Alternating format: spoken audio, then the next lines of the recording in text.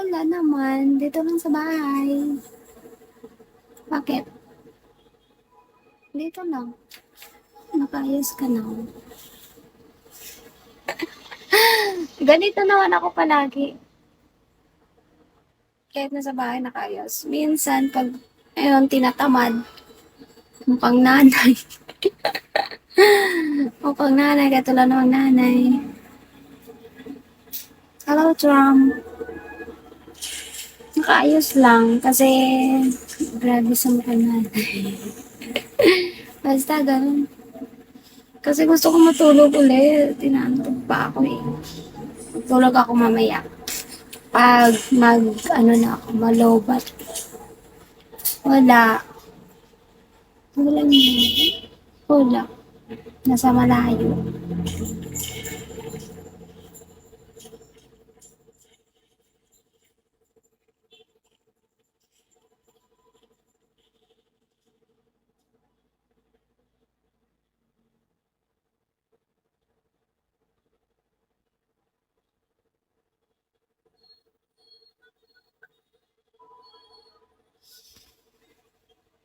So, yan.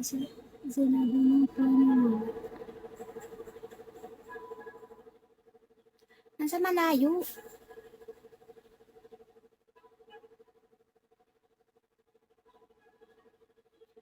Nag-work sa malayo pero din. Hindi naman.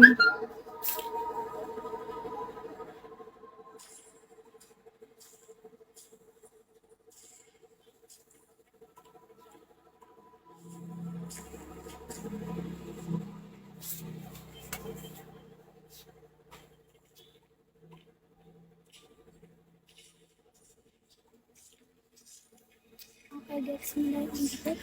Hindi. Ano? Mahirap explain.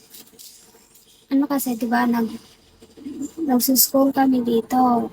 Then, yung mama namin nasa, ano, hello, Ian. Sige, gets mo. Huwag na nga. Gets mo na yun. Basta, nasa malayo. Kaya nga, parang interview sa life.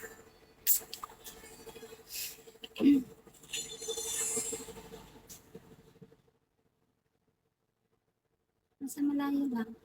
Ano, long distance lang kami ng parents namin. Dahil nga nagwo-work, dahil nga nag-aaral kami, tapos parang nasa probinsya, ganun.